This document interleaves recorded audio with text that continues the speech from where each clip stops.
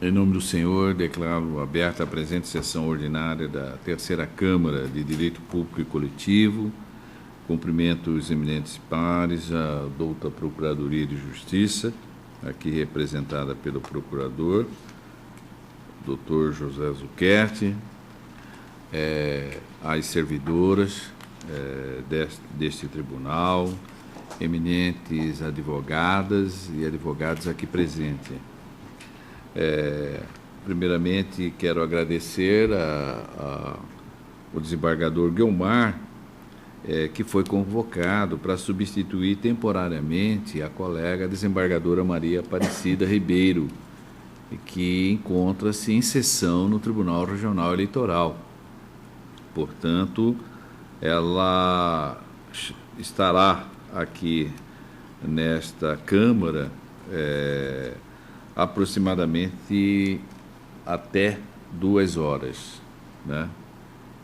Ou seja, por volta das 10h30, mais ou menos, ela estará presente. Então, já comunico com isso os senhores advogados que postulou aqui o pedido de preferência e com sustentação oral, que são os processos pautados de número 61 e o também de 62, que tivesse a paciência de aguardar a chegada da colega. Ela virá a esta sessão.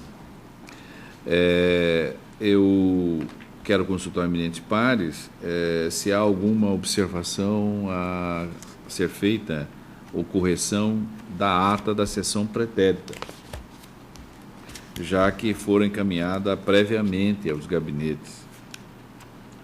Não havendo nenhuma manifestação, eu proclamo aprovada. Comunico também aos eminentes pares, à douta Procuradoria de Justiça e também aos advogados presentes que os processos da relatoria da desembargadora Maria Erotides Knaip Barajac, pautados de número 2, de número 3, 4, 5, 6, 7, 8, 9, 10, 11,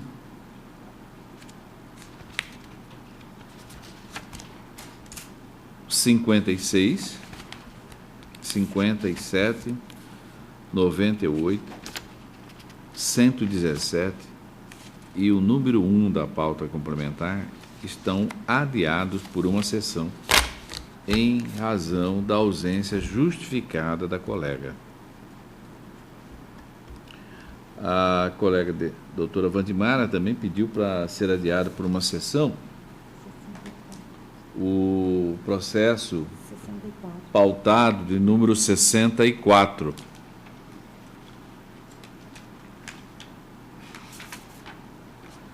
O 64 da pauta, que é um recurso de apelação da comarca de Rondonópolis, cujo apelante é CM Limitada e o município de Rondonópolis.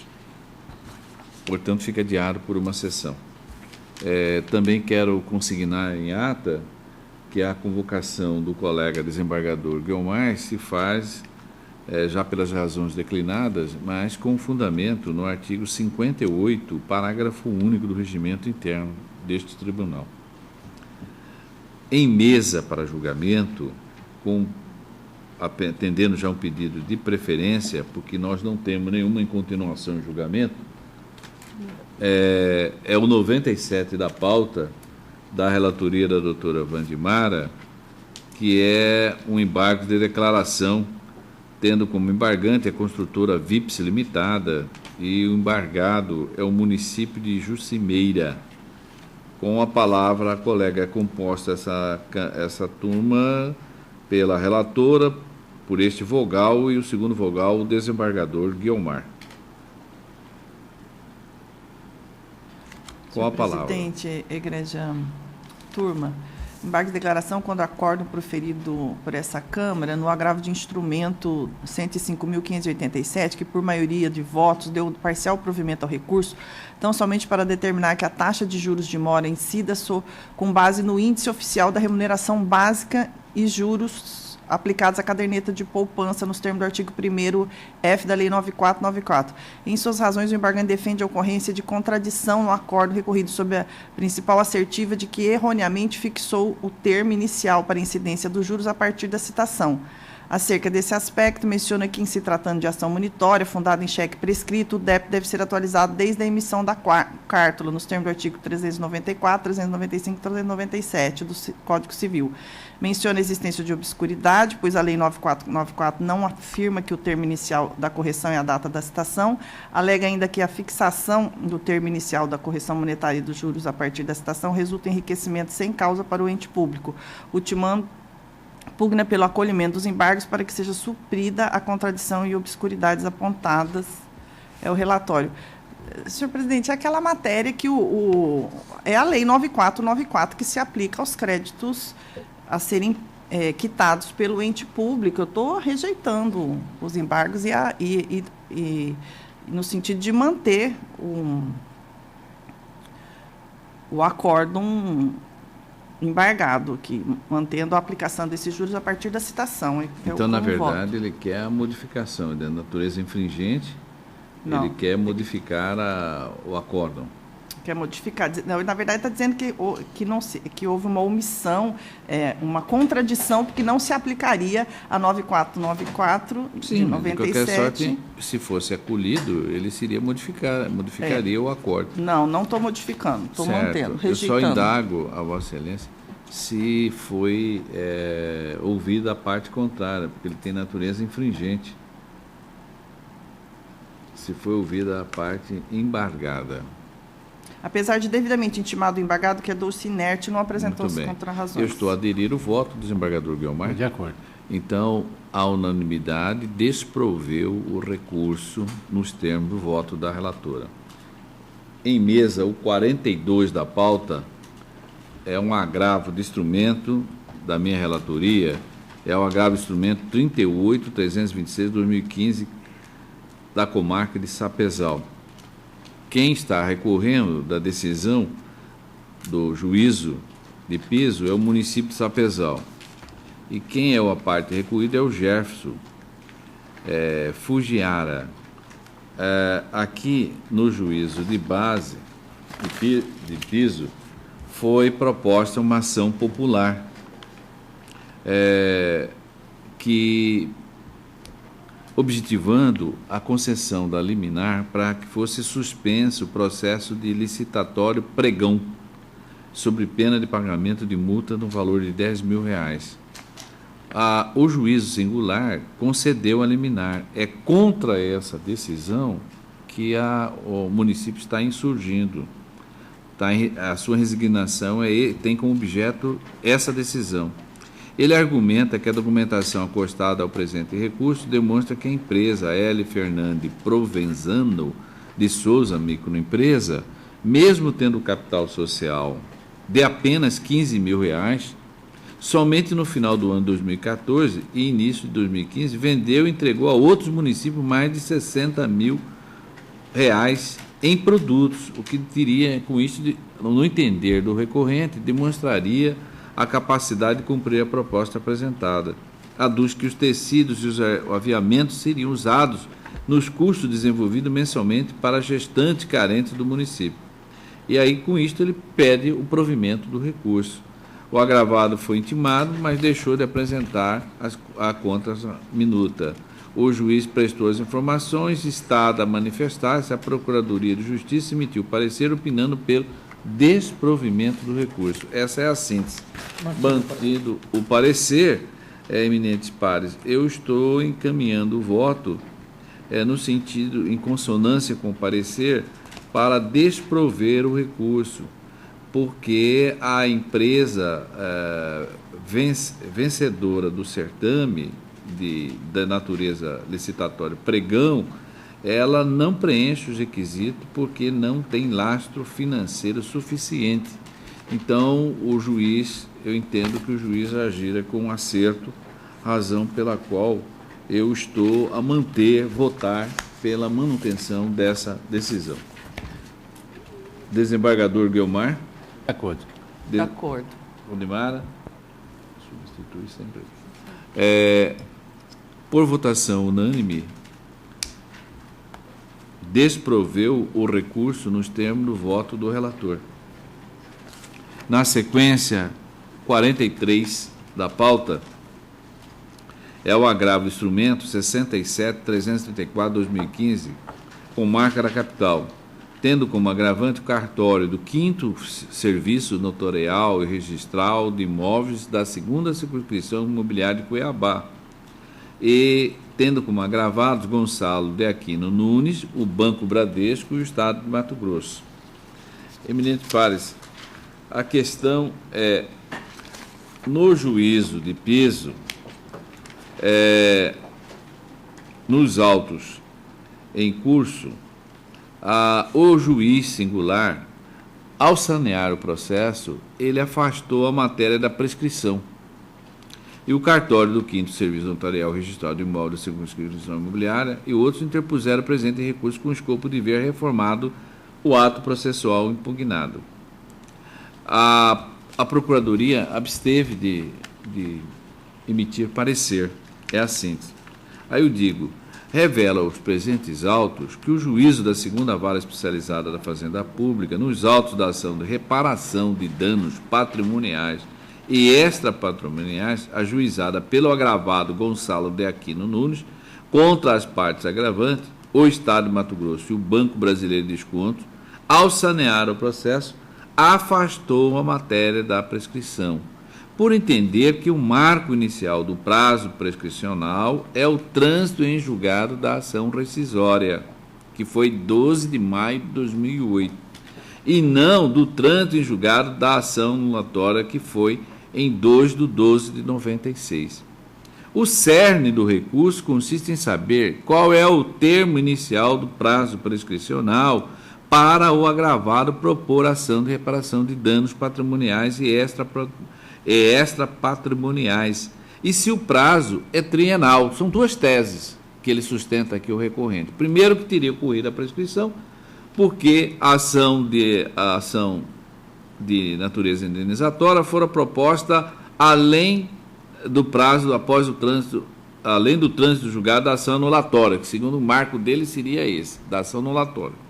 Segundo, que o prazo prescricional seria de 3 anos e não de 5 anos, por isso estaria prescrito. Eu digo, a sentença proferida na ação anulatória do ato jurídico, ajuizada por Luiz de Arruda e Silva e outros, contra Aquiles Montaguener, Gonçalo de Aquino Nunes e outros, anulou a verbação número 6 da matrícula 773, que deu origem à matrícula 1826 do imóvel rural adquirido pelo agravado Gonçalo de Aquino Nunes, e reconheceu o seu direito a ser indenizado por evicção, a cobrar do cartório do 5º ofício e registrado de Cuiabá e da sua titular os prejuízos oriundos da anulação, bem como o preço pago pelo bem. Esta sentença anulatória transitou em julgado em 2 de 12 de 96. O cartório do 5º ofício, Cuiabá, e a sua titular, senhora Maria Helena Rondon Luz, ajuizaram a ação rescisória, que teve o pedido julgado procedente para excluir da condenação de reparação de danos causados pelo ato nulo e manteve o decidido quanto à declaração de nulidade do ato, decisão essa que transitou em julgado em data de 12 de 5 de 2008. Veja-se que o acórdão rescindendo afastou a condenação indenizatória imposta na ação anulatória. Não sei se os senhores estão compreendendo. Foi proposta no primeiro momento uma ação anulatória. Nessa ação anulatória, além de anular o ato da averbação daquela matrícula, daquele imóvel, condenou o cartório já a indenizar o adquirente do bem, que é o Gonçalo.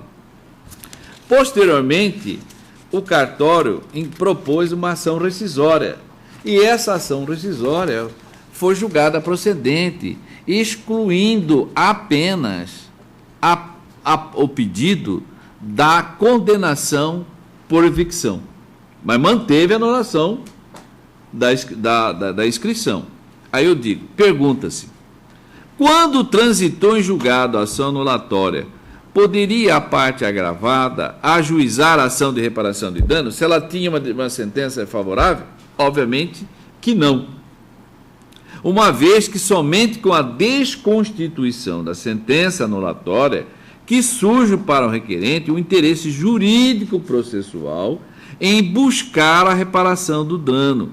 Antes disso, a pretensão indenizatória encontraria o óbice no artigo 267, inciso 5, do CPC, que seria a coisa julgada. Pressuposto processual negativo, portanto. Aí eu digo, conforme se verifica, a questão se consolidou a partir da decisão proferida na ação rescisória. Com efeito, somente depois do trânsito em julgado da ação rescisória é que teve início a contagem do prazo prescricional para o examinamento da ação de reparação de dano. E não como quer fazer crer o recorrente a partir da ação anulatória. Porque lá o Gonçalo era beneficiário da condenação. Como que ele ia propor ação de indenização novamente? Para obter o que ele já teria alcançado naquela ação. Outra tese, essa sim é a primeira tese, estou afastando. Aí outra tese dos recorrentes seria o fato de que o lapso temporal é de 3 anos, em consonância com o artigo 206, inciso 5 do Código Civil, e não do decreto-lei 20.919/32, que seria de 5 anos. Veja-se a natureza jurídica do ato notarial. O ato que causou a lesão, no caso, cancelamento da matrícula, decorre de quê? De delegação, conforme o artigo 236 da Constituição da República Federal, cuja responsabilidade é imposta ao Estado. É ato inerente à atividade de delegação. Senão, veja-se, eu faço uma transcrição da regra constitucional e digo, a Lei 8.935/94, que regulamenta o artigo citado da Constituição, em seu artigo 3º, assinala que os notários e registradores são, abre aspas, profissionais do direito dotados de fé pública a quem é delegado o exercício da atividade notarial e do registro, fecha aspas. Como já afirmado, as serventias exercem atividade por delegação do poder público, motivo pelo qual, embora seja análogo à atividade empresarial, sujeita-se, na verdade, a um regime de direito público, a ensejar a responsabilidade objetiva estatal. Aí eu trago, nesse sentido, alguns arestos colhidos da Corte Extraordinária, o STJ, nesse sentido reconhecendo. Eu digo, dessa forma, aplicável ao caso, ao meu entender, o decreto 20.910/32, regra geral adotada no direito administrativo para outros fins, quais sejam as dívidas passíveis da União, dos Estados e municípios, bem como todo e qualquer direito ou ação contra a Fazenda Federal, Estadual ou Municipal, seja qual for sua natureza, prescreve em 5 anos. Se a ação rescisória transitou em julgado na data de 12/5/2008 e a ação de base da ação de reparação de danos patrimoniais e extrapatrimoniais foi proposta em 16/12/2011, evidente que não se operou a prescrição. Sobre o tema, trago novamente um outro aresto do Superior Tribunal de Justiça e digo, o magistrado a qual assim consignou no despacho senador. Abre aspas, a preliminar da prescrição quinquenal não merece acolhimento, uma vez que o prazo prescricional para o recorrente buscar a indenização passou a ocorrer após o trânsito julgado da ação rescisória que se deu em 12/5/2008, conforme a certidão de trânsito julgado de folha 189. Portanto, como o requerente ajuizou a apresentação em 16/12/2011, ou seja, após 3 anos do trânsito julgado, a ação rescisória, não há que se falar em prescrição quinquenal. Aí digo, vê-se do consignado que nenhuma das duas teses subsiste ao teor do fato processual, o que implica, portanto, a manutenção da decisão. Portanto, senhores, eu estou desprovendo o recurso. Estou afastando as duas teses da parte recorrente. Como vota Sua Excelência o desembargador Guiomar? Estou de acordo. De acordo. Unanimemente, desproveu o recurso nos termos do voto do relator.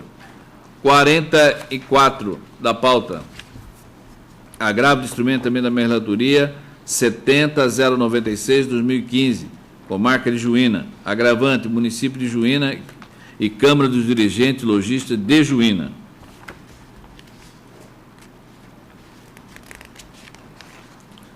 Aqui, eminentes pares, é um recurso interposto pelo município de Juína contra a decisão do juiz da primeira vara daquela comarca, que nos autos do mandado de segurança coletiva impetrado pela Câmara de Dirigentes Lojistas, concedeu liminar e suspendeu erga omnes os efeitos do decreto municipal número 498/2015 e determinou que o agravante se abstenha de efetuar a cobrança do IPTU 2015 de todos os contribuintes daquela cidade.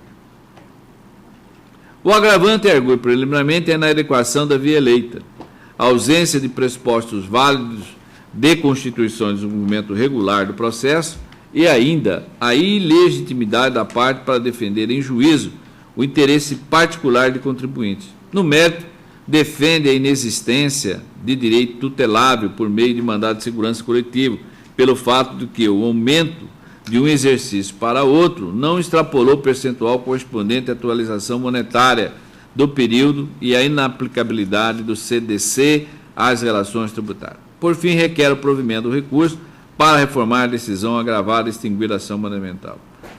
Não houve pedido de liminar. A agravada apresentou contra-minuto sustentando a tese do improvimento do recurso.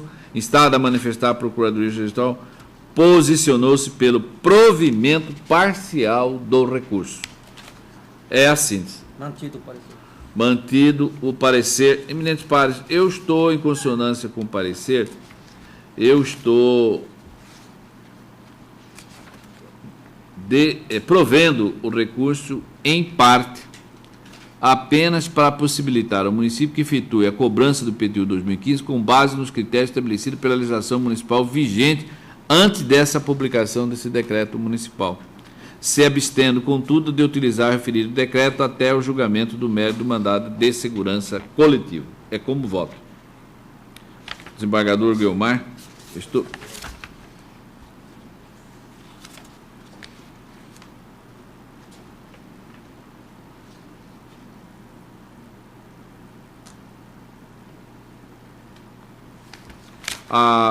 Aquela matéria preliminar estou rejeitando.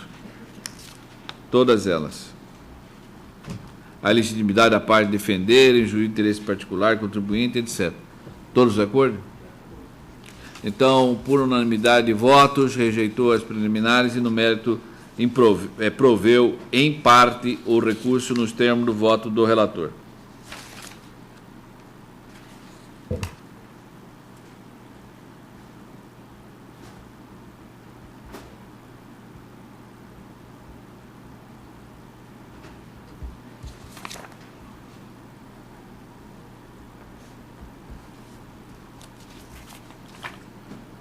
45 da pauta, mais um recurso de agravo da minha relatoria.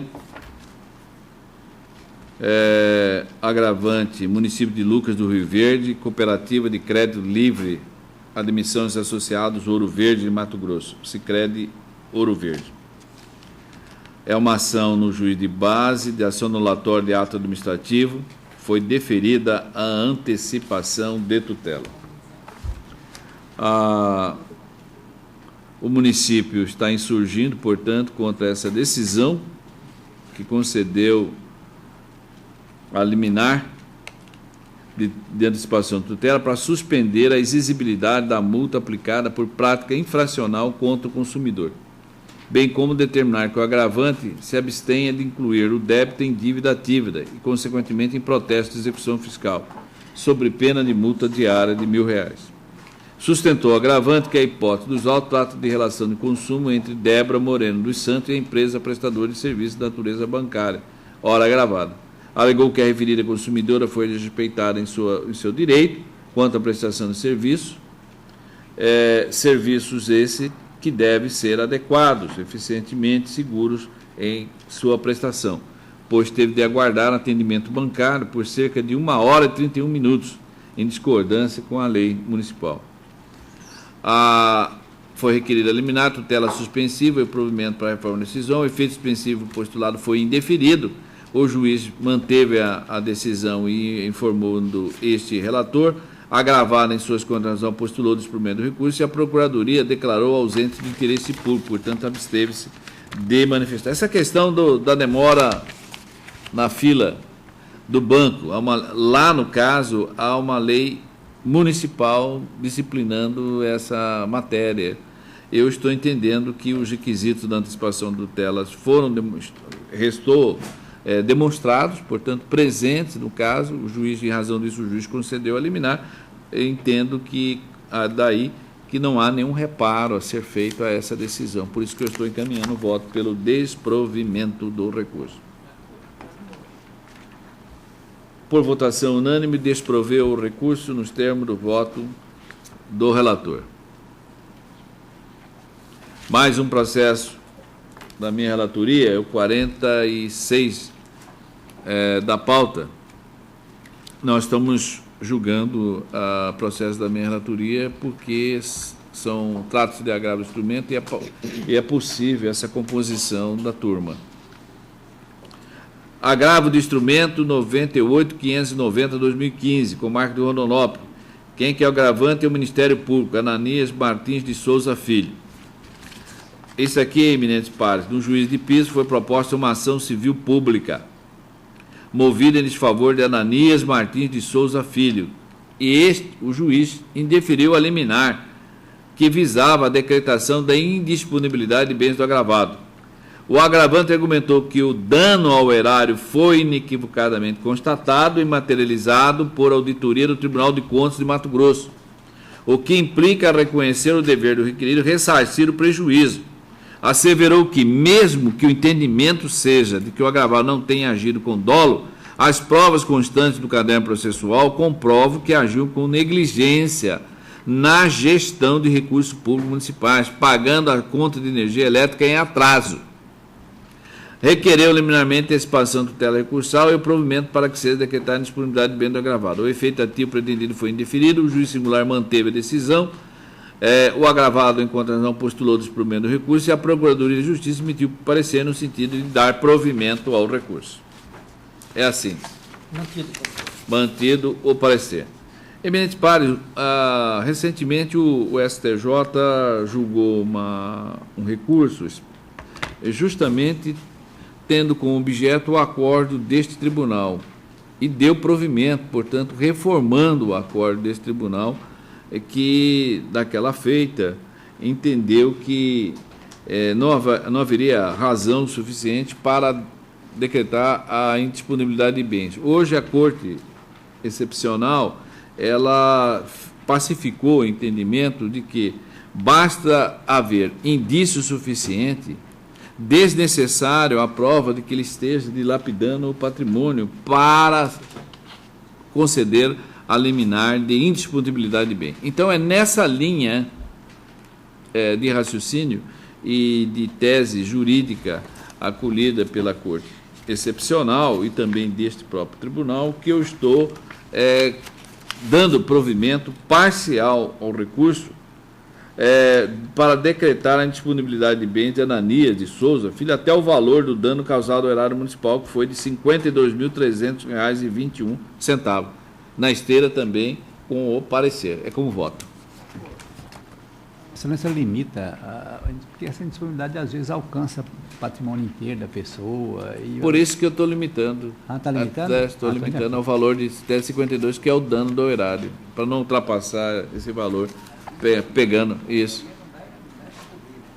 Exato, às vezes, mas esse caso aqui deve dar. A unanimidade proveu, em parte, o recurso nos termos do voto do relator.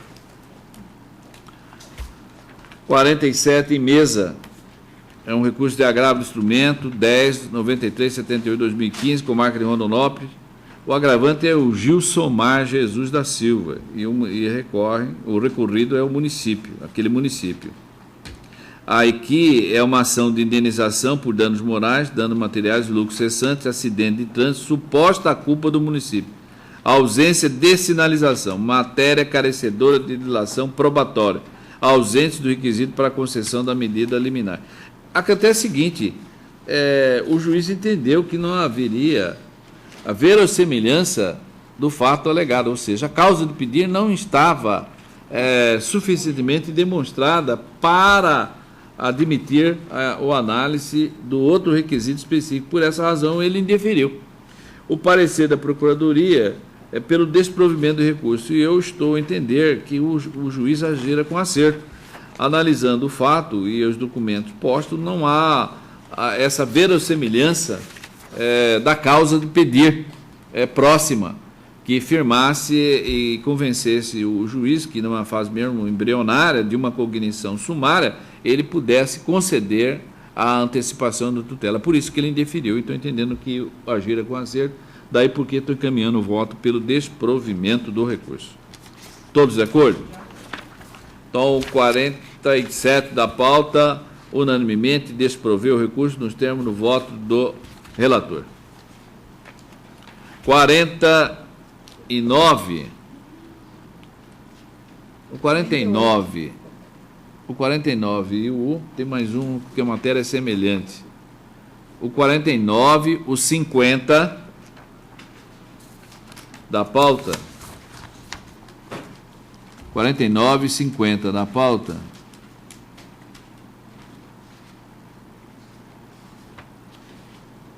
É a mesma matéria.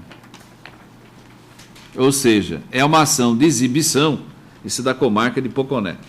É a ação de exibição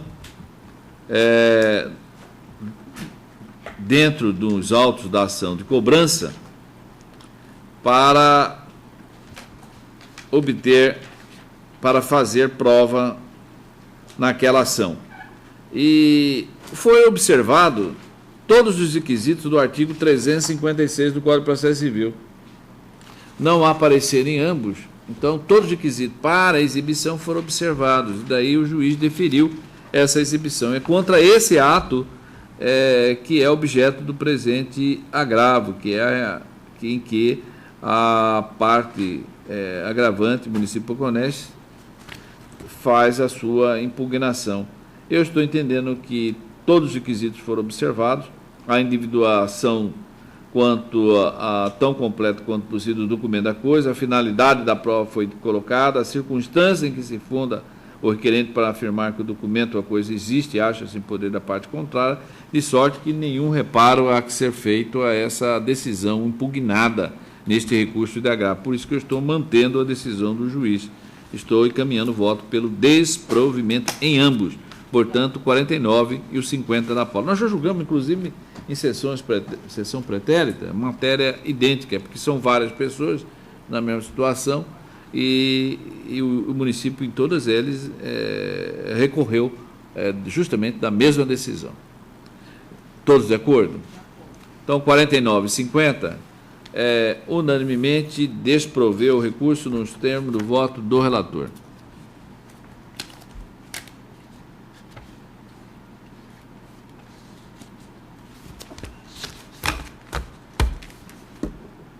(52) 52 da pauta.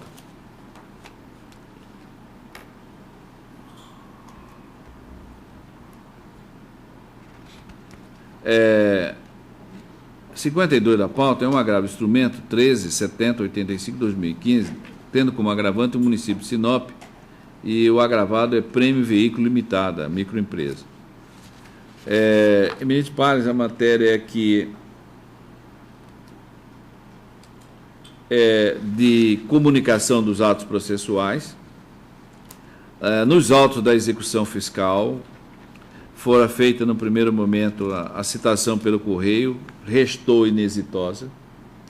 Depois foi foi expedido mandado de citação por oficial de justiça, idem, e daí culminou na citação por edital, e que é possível, inclusive, de acordo com a súmula 414 do STJ. E o que sucedeu? O juiz indeferiu esse pedido de citação por edital, mesmo naquelas duas outras comunicações, espécies de comunicação, ter sido inexitosa, ele indeferiu a citação por edital. Então, é contra esse ato que o município está se voltando. E eu estou dando provimento ao recurso, por entender que o juiz não agira com acerto, porque anteriormente, tanto a citação pelo correio como a citação por mandado, ambos resultou em inexitosa. Portanto, estou dando provimento ao recurso. Desembargador. Por não. Eu tenho anulado. Aliás, tem o 52, o 53 da pauta, o 52 e o 53 da pauta. É a mesma matéria. Eu tenho Pois não. anulado algumas sentenças que declarou a citação por edital nula, quer dizer, mantido essas sentenças, em razão de que o município ou o Estado não fez aquelas buscas necessárias no TRE, enfim, aqueles junto a órgãos públicos e privados de novos endereços antes de requerer a citação por edital. Talvez seja por isso que esse juiz de primeiro grau esteja... mas nesse caso aqui, eu entendo a preocupação. Evitar essa nulidade. Mas sim, doutor, ocorre o seguinte, que nesse caso aqui, pelos documentos que foram trazidos aos autos, notadamente os de folhas 39, folhas 35, também 36, o agravante, o recorrente, portanto, que é o município, esgotou todos os meios disponíveis para a citação. De acordo. E aí, em razão disso, é que ele requereu a citação por edital. Tá? Sim. Não é o caso que a senhora está aventando aí. Isso se deu no município de Sinop, portanto, aqui eu coloco em mesa para julgamento, que é matéria idêntica, é o 52, 53 e 54. Por essa razão é que eu estou dando provimento. Não, é só esse cuidado por causa de que tem havido compreendo. Muitos casos nesse sentido. Tem que esgotar. Que tem que ser esgotado todos as buscas.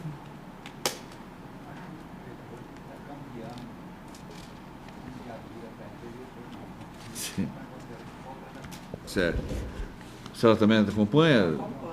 Então, 52, 53 e 54. Tem, eu faço esse julgamento, eu encaminho o voto na esteira da súmula 414 do STJ. 414 do STJ. Pois não.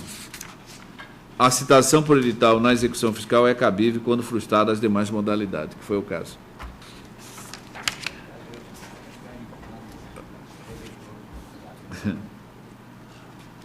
Por votação unânime, proveu o recurso, nos termos do voto do relator. Portanto, essa é a proclamação do agravo julgado em bloco, por tratar da mesma matéria, o 52, o 53 e o 54. Pelo correio foi no primeiro momento, depois foi o oficial de justiça.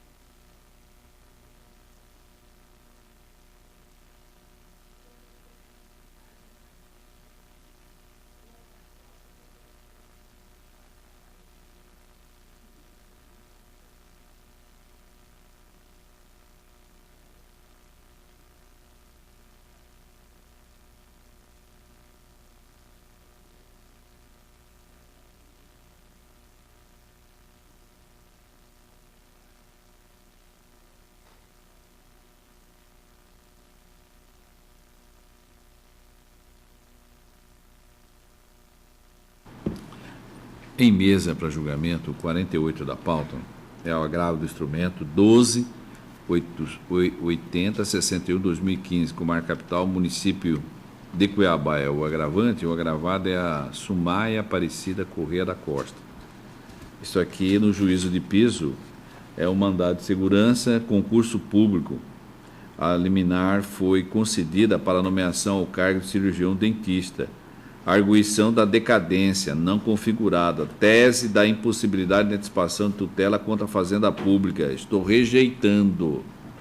Requisitos presentes para a concessão da liminar no ROIT. Recurso improvido. O parecer é pelo provimento do recurso. E eu estou encaminhando o voto no sentido contrário. Tem uma alegada decadência, que eu estou rejeitando, a alegada impossibilidade de antecipação de tutela contra o erário público também eu estou rejeitando, trazendo aresto, inclusive, vários arestos do Superior Tribunal de Justiça, e no mérito eu estou encaminhando o voto pelo improvimento, dizendo que a questão resume-se em analisar o acerto ou não da decisão que deferiu a liminar no mandado de segurança e determinou que o agravante providenciasse a imediata nomeação e posse do agravado no cargo de cirurgião dentista, nos termos do edital número 001/2012. Com efeito, o Superior Tribunal de Justiça, em julgamento mais recente, tem entendimento pacificado que a contratação de servidores temporários durante o prazo de validade do certame para suprir a vaga existente faz nascer o direito líquido e certo a nomeação, já que é exceção e não pode ser utilizada como substituta do vínculo efetivo. Então, aí foi nesse sentido, na esteira desse entendimento e desses precedentes que eu cito da Corte Superior de Justiça, eu estou encaminhando o voto pelo desprovimento do recurso, para manter a decisão atacada neste recurso. É como voto. Alguma divergência? Então, por votação unânime, rejeitou as preliminares e, no mérito, negou provimento ao recurso nos termos do voto do relator. Em mesa, o 55 da pauta. É a mesma matéria, colega. O município de Cuiabá e Eva Suzete, o que faz aquele é que o cargo aqui é de monitor. A posse penetrante no cargo de monitor.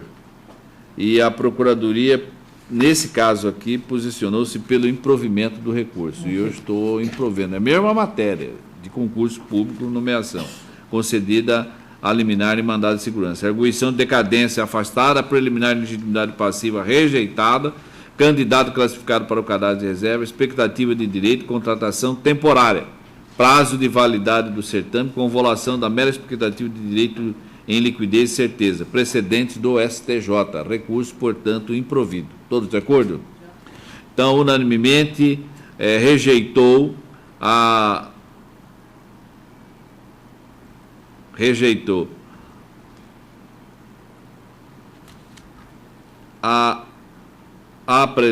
preliminar e afastou a decadência.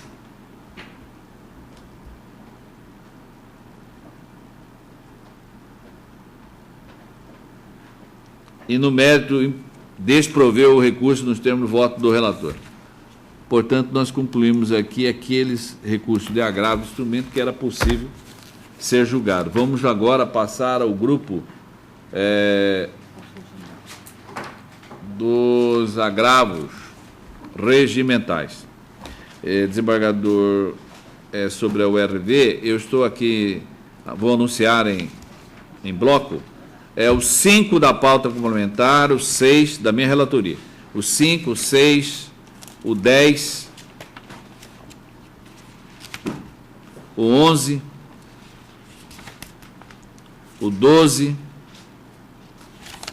o 13, o 14, 15 e o 28 da pauta complementar. complementar. Todos esses, estou desprovendo o recurso. Todos de acordo? Unanimemente desprover o recurso nos termos do voto do relator.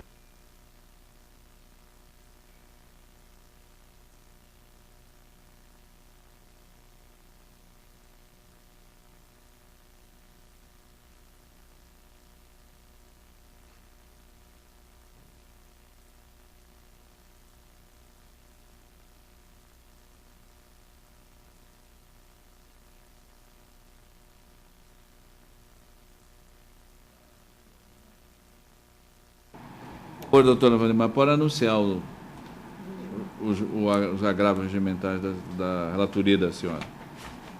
Da pauta geral, o 12, eu estou negando provimento. Agora, o 15, eu estou dando parcial provimento.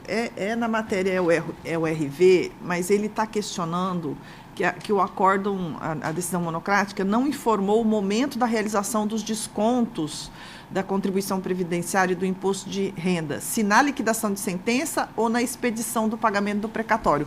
Então, eu estou dando parcial provimento só para esclarecer essa situação, que é no momento do pagamento esse desconto.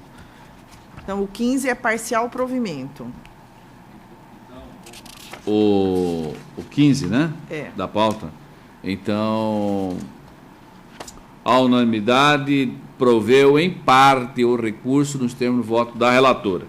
Esse foi o 15 da pauta. O 16 é o RV, estou negando provimento.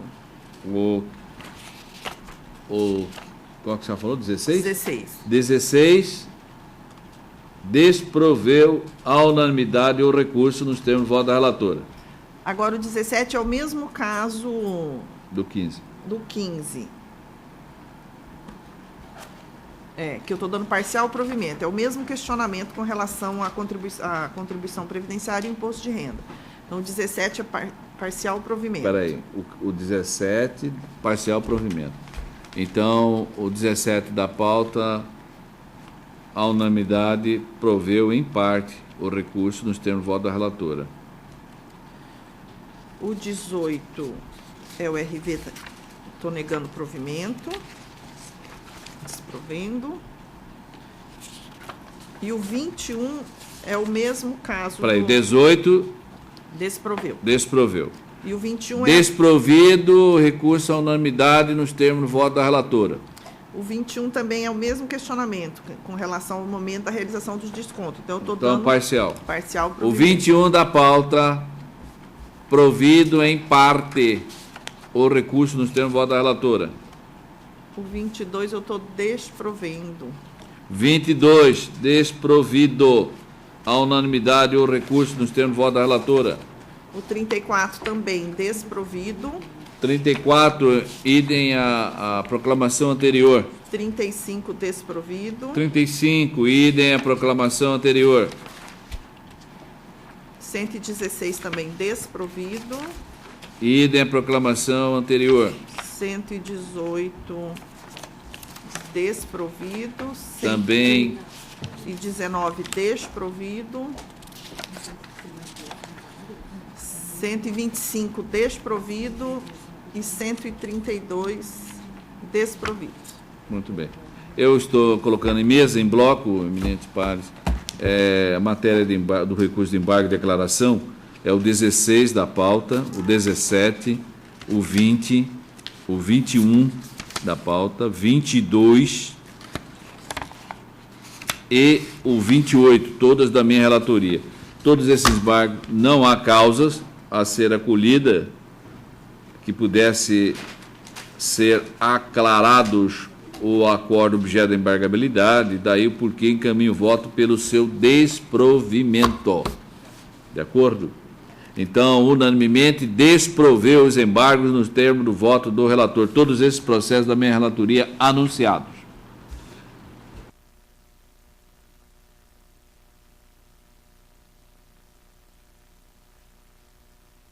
Doutora Wandimar, vou anunciar aqui, em mesa, em bloco, o 18 da pauta complementar e o 19. Ambos são recursos de embargo de declaração. da sua relatoria. Desprovido. Ambos. Ambos. A matéria também é o RV, o Estado que está... Unanimemente desproveu os embargos nos termos do voto da relatora. Portanto, é o 18 e 19 da pauta complementar.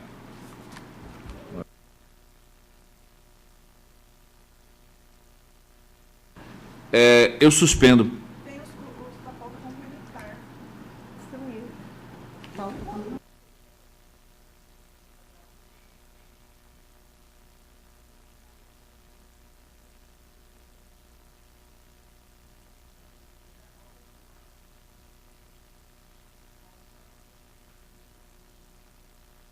Vamos anunciar agora da pauta complementar. A senhora está desprovendo o agravo regimental? Eu consulto a senhora.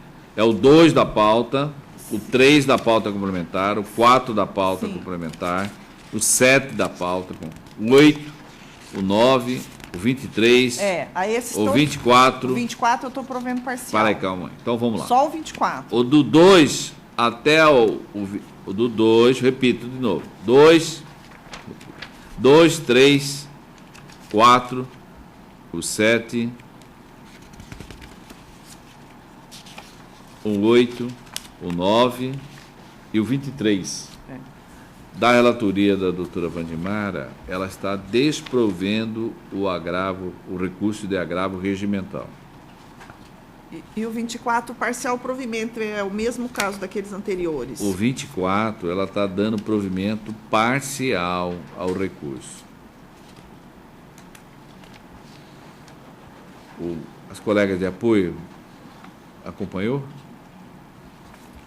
O 25 da pauta complementar tem o 25, tem o 26, o 27, o 29 e o 30. Menos o 29, desembargador, que eu não estou conhecendo porque ele é intempestivo, os demais eu estou negando o provimento. Então vamos lá, proclamação do resultado. 25 da pauta complementar, o 26, o 27, o 30, unanimemente desproveu o recurso nos termos do voto da relatora.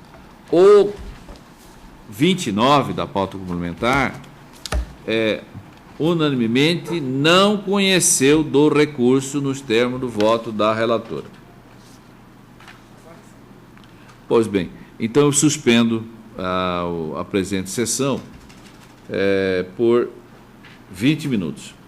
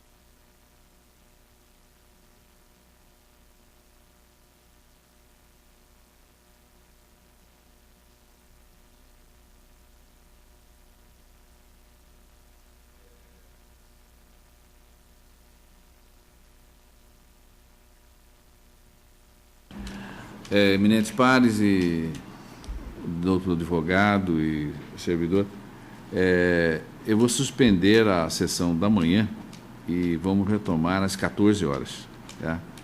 Porque a colega está presidindo uma sessão, não tem horário para concluir. Então, aí a gente vai ficar aguardando aqui, pode ser que ela surja aqui apenas lá por volta das 11 da manhã. Então, para não ficar segurando os senhores, fica, portanto, suspensa a sessão nesta manhã e retornaremos em continuação às 14 horas.